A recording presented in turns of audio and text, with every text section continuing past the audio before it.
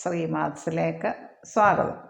ഞാനിന്നിവിടെ വിവിധ മത്സര പരീക്ഷകൾക്ക് തയ്യാറെടുക്കുന്നവർക്ക് PSCയുടെ കുറച്ച് ട്രിക്കുകളും ടിപ്പുകളും എങ്ങനെ എത്ര സ്പീഡിൽ എങ്ങനെ പ്രോബ്ലം ചെയ്യാം, കുറേ നേരം ആലോചിച്ചിരുന്നു ലെങ്തി ആയിട്ടുള്ള സ്റ്റെപ്പുകൾ ഒഴിവാക്കി എങ്ങനെ സ്പീഡിൽ നമുക്ക് ടൈം സേവ് ചെയ്യണം. അന്നേരം ഒരുപാട് ആലോചിച്ചിരിക്കാൻ ടൈമില്ല, എങ്ങനെ സ്പീഡിൽ കാൽക്കുലേഷൻ ചെയ്യാമെന്നുള്ള കുറേ ട്രിക്കുകൾ സംബന്ധിച്ച ക്ലാസ് എടുക്കാൻ ഉദ്ദേശിക്കുന്നു. നമുക്ക് ക്ലാസ്സിലേക്ക് കടക്കാം. ഫാസ്റ്റിൽ എങ്ങനെ കാൽക്കുലേഷൻ നടത്താം നമുക്ക് നോക്കാമല്ലോ. ഇനി നമുക്കൊരു സംഖ്യയെ 25 കൊണ്ട് ഗുണിക്കണമെങ്കിൽ, അതായത് 140 ഗുണം 25 കൊണ്ടുള്ള മൾട്ടിപ്ലിക്കേഷൻ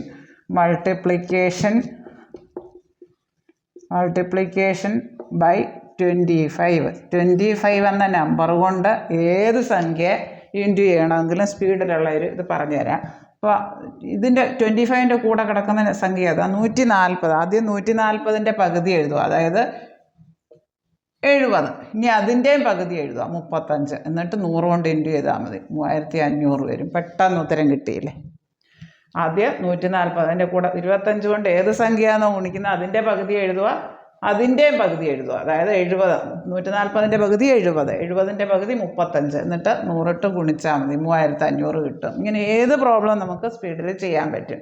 220 ഗുണം 25 വെച്ച് ഇൻറ്റു ചെയ്ത് എടുക്കണമെങ്കിലും കുറേ ടൈം എടുക്കും. നമുക്ക് അങ്ങനെ നോക്കുമ്പോൾ ഈ 220ൻ്റെ പകുതി എടുക്കുക, അതായത് 110, അതിൻ്റെ പകുതി വീണ്ടും എടുക്കുക 55, എന്നിട്ട് 100 ഇട്ട് ഇൻറ്റു 2 0 ഇട്ട് കൊടുക്കുക. ഉത്തരം കിട്ടി 5500. ഇവിടെ 3500. ഇനി നമുക്ക് 25ൻ്റെ സ്ക്വയർ നമുക്കെല്ലാം അറിയാമല്ലോ, 25 ഗുണം 25 ഇട്ട് ഇട്ട് ചെയ്യുന്നത് എൻ്റെ കൂടെ ഉള്ളതിൻ്റെ പകുതി എടുക്കുക. 25ൻ്റെ പകുതി എത്ര? 12.5. ഇനി 12.5യുടെ പകുതി എത്ര? 6.25. 6.25നെ 100 ഇട്ട് ഗുണിക്കുക, അതായത് 100 ഇട്ട് ഗുണിക്കുമ്പോൾ ആ പോയിൻ്റ് അങ്ങ് പോകും, 625 കിട്ടും. പോയിൻ്റ് വലത്തോട്ട് മാറ്റി 2 സ്ഥാനം 625 എന്ന് കിട്ടും. വലത്തോട്ട് 2 സ്ഥാനം മാറും, ഇവിടെ 2 സ്ഥാനമാണ് ഉള്ളത്. ഒരെണ്ണം നോക്കാം. 64 ഗുണം 25. 64ൻ്റെ പകുതി എഴുതുക, അതായത് 32. 32ൻ്റെയും പകുതി എഴുതുക, അതായത് 16. അതിൻ്റെ കൂടെ 2 0, 100, 2 0 കൊണ്ട് ഇട്ട് കൊടുത്താൽ മതി, 1600 വരും. അങ്ങനെ ഏത് പ്രോബ്ലം വേണേലും നമുക്ക് ചെയ്യാൻ പറ്റും. 25 കൊണ്ട് ഗുണിക്കാനുള്ള ഷോർട്ട് കട്ട്, തന്നിരിക്കുന്ന സംഖ്യയുടെ പകുതി എഴുതുക, അതിൻ്റെയും പകുതി എഴുതുക, എന്നിട്ട് 100 ഇട്ട് ചെയ്താൽ. ഇനി 25ൻ്റെ പകുതി 12.5, 12.5യുടെ പകുതി 6.25, 6.25, 100 ഇട്ട് ഗുണിക്കുക, 625. വേറെ കുറച്ച് പ്രോബ്ലങ്ങളും കൂടെ ചെയ്ത് നോക്കാം.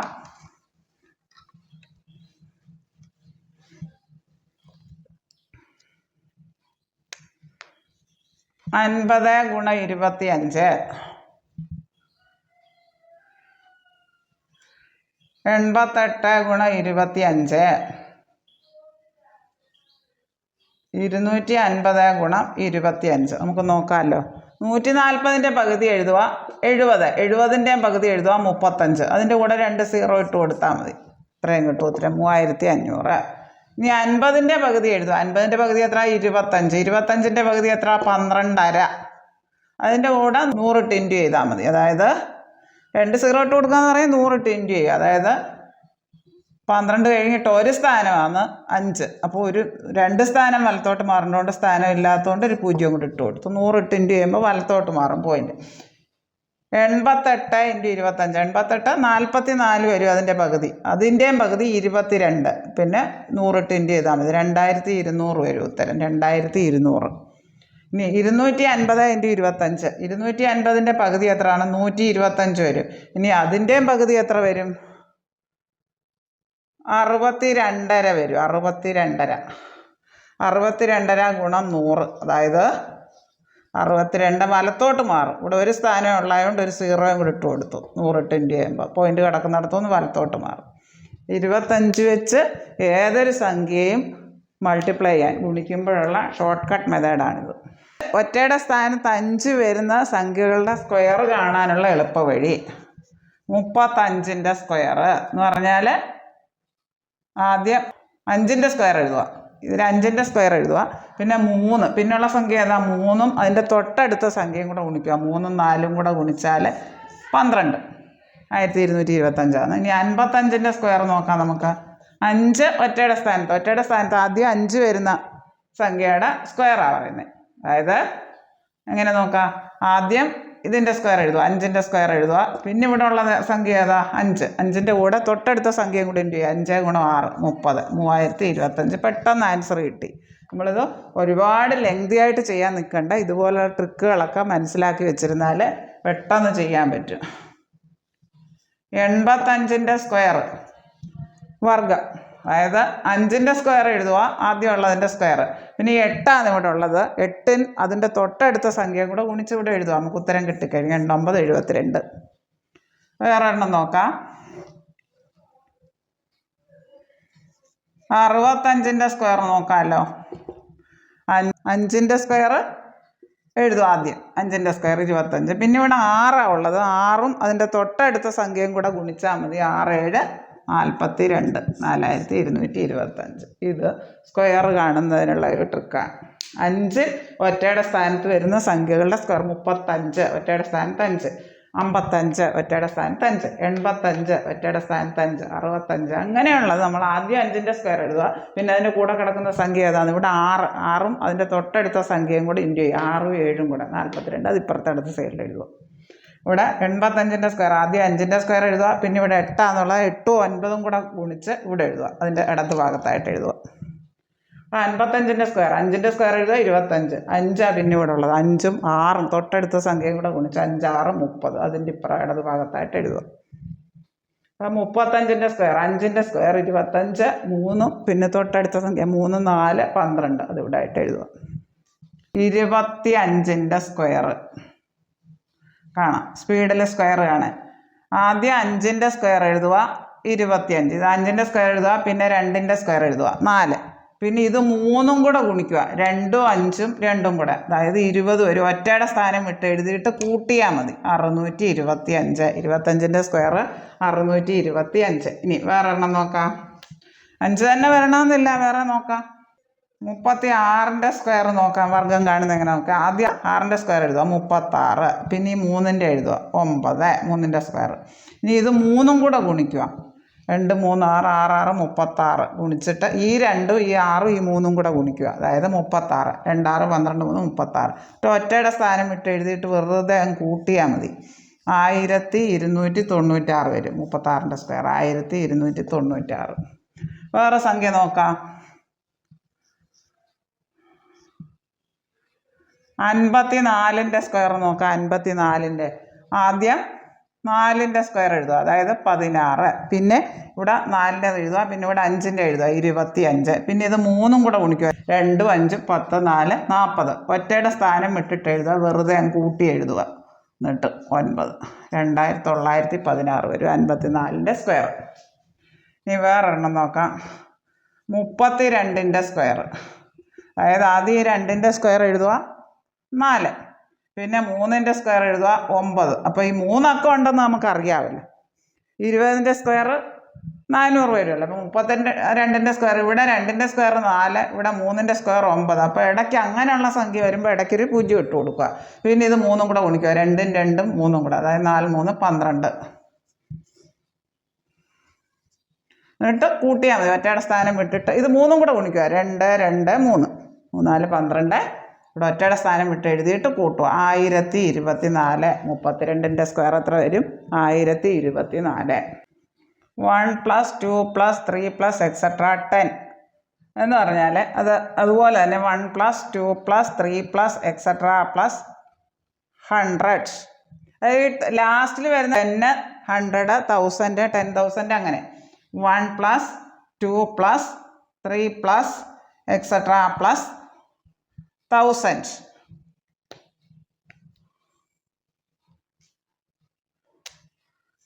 +1 + 2 + 3 + etc. +10,000. ഇങ്ങനെയുള്ള സംഖ്യയാണ് ലാസ്റ്റിൽ വരുന്നത്. സാധാരണ ചോദിച്ച് കാണാറുണ്ട്. വരുന്നതെങ്കിൽ നമ്മൾ വേറെ ഒന്നും ചിന്തിക്കാനില്ല. ഇവിടെ 10 100 1000 10,000 അങ്ങനെ വരണം. അങ്ങനെ വന്നു കഴിഞ്ഞാൽ ഒന്നും ചിന്തിക്കാനില്ല. ഈ 10ൻ്റെ പകുതി എഴുതുക, അത് ഒരു തവണയും കൂടെ എഴുതുക. 55. അതാണ് ഉത്തരം. ഇവിടെ അതുപോലെ 1 + 2 + 3 + എക്സെട്ര 100 എന്ന് പറഞ്ഞാൽ സം ഓഫ് നാച്ചുറൽ നമ്പേഴ്സ് എടുത്തിട്ട് അങ്ങനെയൊന്നും ചെയ്യേണ്ട കാര്യമില്ല. ഇങ്ങനെ വന്നാൽ 1 + 2 + 3 + എക്സെട്ര 10. 10ൻ്റെ നേരെ പകുതി എഴുതുക 5, ഒരു തവണയും കൂടെ അത് എഴുതുക. ഇവിടെ 100ൻ്റെ പകുതി എഴുതുക 50, 100ൻ്റെ പകുതി എഴുതുക, പിന്നെ ഒരു തവണയും കൂടെ 50 എഴുതുക, 5050 കിട്ടും. ഇവിടെ 1 + 2 + 3 + എക്സെട്ര 1000 എന്നാൽ 1000ൻ്റെ പകുതി എഴുതുക, അതായത് 500. 500 ഒന്നും കൂടെ എടുത്ത് എഴുതുക, അത്രയേ ഉള്ളൂ. ഇവിടെ 1 + 2 + 3 + എക്സെട്ര 10,000 10,000 എന്നാൽ 10,000ൻ്റെ പകുതി എഴുതുക, 5000. പിന്നെ ഒരു 5000 കൂടെ എഴുതുക, അത് റിപ്പീറ്റ് ചെയ്ത് വീണ്ടും എഴുതുക. ഒരു ട്രിക്കാണ്. √x സ്ക്വയർ, അതായത് √x × √x, 2 റൂട്ട് വരുമ്പോൾ ആ റൂട്ടും സ്ക്വയറും കൂടെ അങ്ങ് ക്യാൻസലായിപ്പോവും. √3 × √3 എന്ന് പറഞ്ഞാൽ 3. √3 × √3 എന്ന് പറഞ്ഞാൽ 3. √5 × √5 എന്ന് പറഞ്ഞാൽ 5. ഇനി √x + √x + √x എന്ന് പറഞ്ഞാൽ √x 3 തവണ റിപ്പീറ്റ് ചെയ്ത്, അതായത് 3 ടൈംസ്, ഒരു √x, ഒരു √x, ഒരു √x, 1 1 1, 3 ടൈംസ് വന്നുകൊണ്ട് 3 √x, 3 ടൈംസ് വന്നുകൊണ്ട് 3 √x. √x + √x എന്നാണ് വന്നെങ്കിൽ 2 ടൈംസ് √x, 2 √x. ഈ √x എന്ന് പറഞ്ഞാൽ എന്താ? x⁻². Cubic root of X ആണെങ്കിൽ x⁻⁴. Fifth root of X ആണെങ്കിൽ എക്സിന് വരെ ഏത് വേണേലും വരാം, x⁻⁵. സ്ക്വയർ റൂട്ടുമായിട്ട് ബന്ധപ്പെട്ട പ്രോബ്ലം വന്നാൽ പെട്ടെന്ന് നമുക്ക് ഒരു ട്രിക്കുണ്ട്. റൂട്ടുള്ളത് അങ്ങ് സ്ക്വയർ ചെയ്ത് കഴിഞ്ഞാൽ, ഒരു ഇക്വേഷൻ വരുമ്പോൾ ഇക്വേഷൻ്റെ 2 സൈഡും സ്ക്വയർ ചെയ്താൽ ആ റൂട്ട് അങ്ങ് ക്യാൻസലാകും. അപ്പോൾ പെട്ടെന്ന് ചെയ്യാൻ പറ്റും. റൂട്ട് വരുന്ന പ്രോബ്ലം വന്നു കഴിഞ്ഞാൽ അത് സ്ക്വയർ ചെയ്യുക. √xy = √x × √y. √xy = √x × √y. √x/y = √x/√y. √x/y = √x/√y.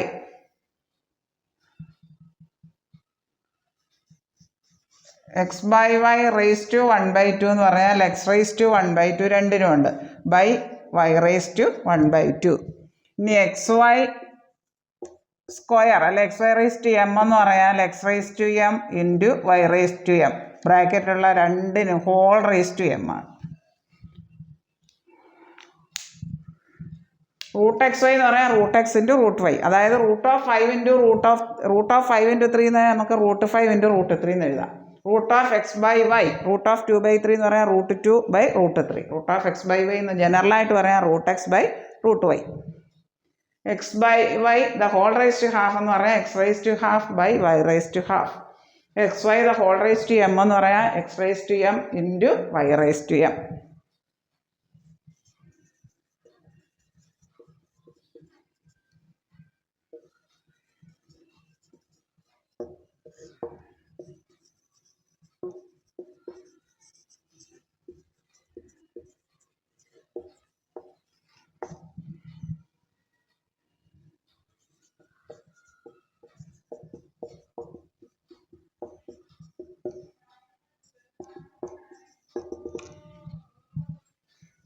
ഈ പ്രൈം നമ്പേഴ്സ് അഥവാ അഭാജ്യ സംഖ്യകളെന്ന് പറഞ്ഞാൽ ഈ സംഖ്യകൾക്ക് 2, 3, 5, 7, 11, 13, 17, 19 എക്സെട്ര, അതായത് ഈ സംഖ്യകൾക്ക് ആ സംഖ്യയും 1 മാത്രമേ ഘടകങ്ങളായിട്ട് കാണൂ. അപ്പോൾ 2ൻ്റെ ഘടകങ്ങൾ ഏതൊക്കെയാണ്? 1ഉം 2ഉം വരും. 3ൻ്റെ ഘടകങ്ങൾ ഏതൊക്കെയാണ്? 1ഉം 3ഉം വരും. 7ൻ്റെ ഘടകങ്ങൾ 1ഉം 7ഉം. 5ൻ്റെ ഘടകങ്ങൾ 1ഉം 5ഉം. 2 ഘടകങ്ങളെ കാണൂ, സംഖ്യയും 1ഉം മാത്രം. 2ൽ കൂടുതൽ ഘടകങ്ങളുള്ളതിനെ നമ്മൾ കോമ്പോസിറ്റ് നമ്പേഴ്സ് അഥവാ ഭാജ്യസംഖ്യകളെന്ന് പറയും. അതായത് 6 എന്ന് പറഞ്ഞാൽ 1, 2, 3, 6, 2ൽ കൂടുതൽ ഘടകങ്ങളുണ്ട്. അപ്പം നമുക്ക് ഇരട്ട സംഖ്യയായിട്ടുള്ള ഒരേ ഒരു അഭാജ്യസംഖ്യ 2ആണ്. വേറെ ഇരട്ട സംഖ്യകൾ ഈവൻ നമ്പേഴ്സ് ഒന്നും പ്രൈം നമ്പേഴ്സ് അല്ല. അതായത് ഇതൊരു എക്സെപ്ഷണൽ കേസാണ്. ഇരട്ട സംഖ്യയായിട്ടുള്ള ഒരേ ഒരു അഭാജ്യസംഖ്യ, ഒരേ ഒരു പ്രൈം നമ്പർ എന്ന് പറയുന്നത് 2ആണ്. ഏറ്റവും ചെറിയ പ്രൈം നമ്പറും 2ആണ്. 1 ഭാജ്യസംഖ്യയോ അഭാജ്യസംഖ്യയോ അല്ല. 1 ഭാജ്യസംഖ്യയല്ല, ഒന്ന് അഭാജ്യ സംഖ്യയല്ല. ഇപ്പം 2 മുതലാണ് തുടങ്ങുന്നത്. 2-ന് എത്ര ഘടകങ്ങളേ ഉള്ളൂ? 2 ഘടകങ്ങളോ. ആ സംഖ്യ 1 മാത്രം. 11ൻ്റെ ഘടകം എത്ര? 1ഉം 11. വേറെ ഘടകങ്ങളില്ല. 17ൻ്റെ ഘടകങ്ങൾ ഏതാ? 1ഉം 17. അപ്പം ഇനി പ്രൈം നമ്പേഴ്സ് കണ്ടുപിടിക്കാൻ ഒരു എളുപ്പ വഴി പറയാം. 100 വരെയുള്ള എത്ര അഭാജ്യ സംഖ്യകളുണ്ടെന്ന് ചോദിച്ചാൽ 100 വരെയുള്ള പ്രൈം നമ്പേഴ്സ് 100 വരെ എത്ര അഭാജ്യ സംഖ്യകളുണ്ട് എന്ന് ചോദിച്ചു കഴിഞ്ഞാൽ നമുക്ക് ഞാനൊരു എളുപ്പ വഴി പറയാം. 100 വരെ 25 അഭാജ്യ സംഖ്യകളാണ് ഉള്ളത്. ബൈ ഹാർട്ടാക്കി വെച്ചാൽ എഴുതി നോക്കണ്ട. 25 വരെയുള്ള അഭാജ്യ സംഖ്യകളുടെ എണ്ണം അല്ലെ അഭാജ്യ സംഖ്യകൾ ഏതൊക്കെയാണ്? അഭാജ്യ സംഖ്യകളുടെ എണ്ണം ചോദിച്ചു കഴിഞ്ഞാൽ എന്ത് ചെയ്താൽ മതി? ഈ 6ൻ്റെ ഗുണിതങ്ങൾ എഴുതുക. 25 താഴെയുള്ള 6ൻ്റെ ഗുണിതം മിക്കവാറും അങ്ങനെയാണ് കാണപ്പെടുന്നത്. ചില എക്സെപ്ഷണൽ കേസേ ഉള്ളൂ. 6ൻ്റെ ഗുണിതങ്ങളുടെ തൊട്ട് മുൻപും അതിന് ശേഷവും 6ൻ്റെ ഗുണിതം എഴുതിയിട്ട് അതിൻ്റെ മുൻപും പിൻപും ഉള്ള നമ്പർ എഴുതിയാൽ മതി. 6, 12, 18, 24. അപ്പോൾ ഈ 25 താഴെയുള്ള 6ൻ്റെ ഗുണിതങ്ങൾ എഴുതി. അപ്പോൾ 6ന് തൊട്ട് മുൻപും പിൻപും ഉള്ളത്, അതായത് 6ന് മുൻപുള്ളത് ഏതാ? 5. ഇത് നോക്കിയാൽ മതി. 5ഉം 7ഉം വരും. ഇനി 12ന് മുൻപും പിൻപും ഉള്ള എത്ര വരും? 12ന് മുമ്പുള്ളത് 11. 12ന് ശേഷമുള്ള എത്ര വരും? 13. 5, 7, 11, 13. ഇനി 18ന് മുൻപുള്ള ഏതാ വരുന്നത്? 17, 19. 18 ശേഷമുള്ളത്. മുൻപുള്ളത് എഴുതണം, ശേഷമുള്ളത്. 24ന് മുൻപുള്ളത് ഏതാണ്? 23. ശേഷമുള്ളത് 25ആണ്. 25 അഭാജ്യ സംഖ്യ അല്ലെന്ന് നമുക്കറിയാം. 25 5ൽ അവസാനിക്കുന്നത് 5ൻ്റെ ഗുണിതമാണ്. അപ്പോൾ ഈ 5ഉം വരും ഇതിൻ്റെ ഘടകം.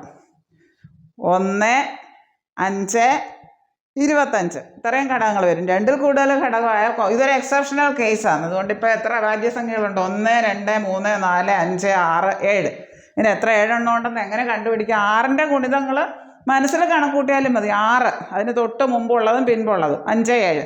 അടുത്ത ഗുണിതം 12. 12ന് മുൻപുള്ളതും പിൻപുള്ളതും. 11, 12, 13. അപ്പോൾ 12 എടുക്കണ്ട, മുൻപുള്ളതും എടുക്കണം, അതിന് ശേഷമുള്ള 11ഉം 13. പിന്നെ 18, 6ൻ്റെ അടുത്ത ഗുണിതം. 6, 3, 18. 18ന് മുൻപുള്ളതും അതിന് ശേഷമുള്ളത്. 17, 18, 19. അപ്പോൾ 18 എടുക്കണ്ട, 17ഉം 19 മുൻപുള്ളതും അതിന് ശേഷമുള്ളതും. 24. അപ്പോൾ 23, 24 കഴിഞ്ഞ് എത്ര? 25. ഇതൊരു എക്സെപ്ഷണൽ കേസാണ്. ഇവിടെ ഇത് അഭാജ്യ സംഖ്യ അല്ല. സാധാരണ എങ്ങനെയാണ് കാണാറ്? എക്സെപ്ഷണൽ കേസുണ്ട്. 6, 8, 48. 6ൻ്റെ ഗുണിതമാണല്ലോ. പക്ഷേ 48 കഴിഞ്ഞാൽ 49 വരും. 47, 48, 49. 47 അഭാജ്യ സംഖ്യയാണ്. 49ഉം അതുപോലെ എക്സെപ്ഷണൽ കേസാണ്.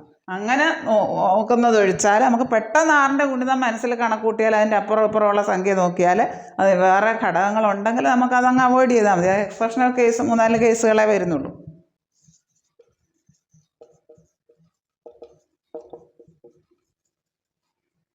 കോമ്പസിറ്റ് നമ്പേഴ്സ് പറഞ്ഞാൽ 2ൽ കൂടുതൽ ഘടകങ്ങൾ കാണും.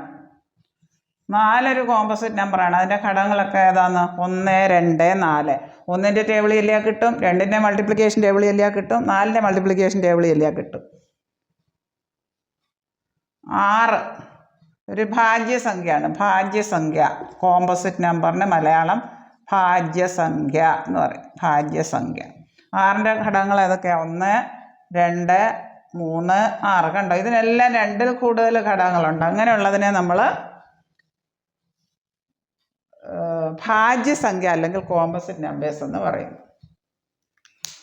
5, 5, 5, 5 എക്സെട്ര എന്ന് പറയാൻ റെക്കറിങ് ഡെസിമലാണ്. ഇത് ആവർത്തക സംഖ്യകളാണ്. 5 ഒരെണ്ണമേ റിപ്പീറ്റ് ചെയ്തു എന്നുള്ളത് കൊണ്ട് ആ സംഖ്യ അങ്ങ് എഴുതുക. ഒരെണ്ണം റിപ്പീറ്റ് ചെയ്തെങ്കിൽ 9 എഴുതുക അടിയിൽ. 5/9. 0.23, 23, 23 എക്സെട്ര. 23 ആണ് ഇവിടെ റിപ്പീറ്റ് ചെയ്തത്. ഇനി എങ്ങനെയും കാണിക്കാം. 0.23 റിപ്പീറ്റ് ചെയ്ത സംഖ്യയുടെ മുകളിൽ ഓരോ കുത്തിട്ട് കൊടുക്കുക, പോയിന്റ് ഇട്ട് കൊടുക്കുക. 2ൻ്റെ മുകളിലുണ്ട്, 3യുടെ മുകളിലുണ്ട്, അങ്ങനെയും പറയാം.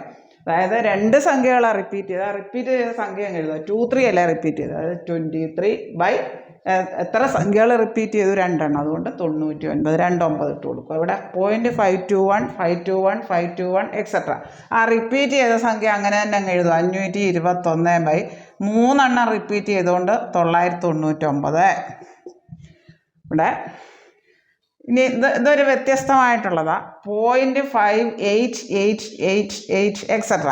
അങ്ങനെ വരുമ്പോൾ നമ്മൾ ഈ 8 മാത്രമാണ് റിപ്പീറ്റ് ചെയ്തത്. അപ്പോൾ ഈ സംഖ്യ അങ്ങ് എടുക്കുക ആദ്യം 58. എന്നിട്ട് റിപ്പീറ്റ് ചെയ്യാത്ത സംഖ്യ ഇതൊന്നിച്ചെടുക്കുക, ആദ്യത്തെ രണ്ടെണ്ണം. 58 റിപ്പീറ്റ് ചെയ്യാത്ത സംഖ്യ ഏതാ? 5. 58ൽ നിന്ന് 5 കുറയ്ക്കുക, അതായത് 53. ഒരു സംഖ്യയല്ല റിപ്പീറ്റ് ചെയ്ത്, ഒരു 50 ഒരു 0 ഇട്ട് കൊടുക്കുക. ഇനി അതുപോലെയുള്ള ഒരു ചോദ്യമാണിത്. 0.47777 7 റിപ്പീറ്റ് ചെയ്തിട്ടുള്ളൂ. അപ്പോൾ ഈ ആദ്യത്തെ രണ്ട് സംഖ്യ ഒന്നിച്ചെടുക്കുക. 47.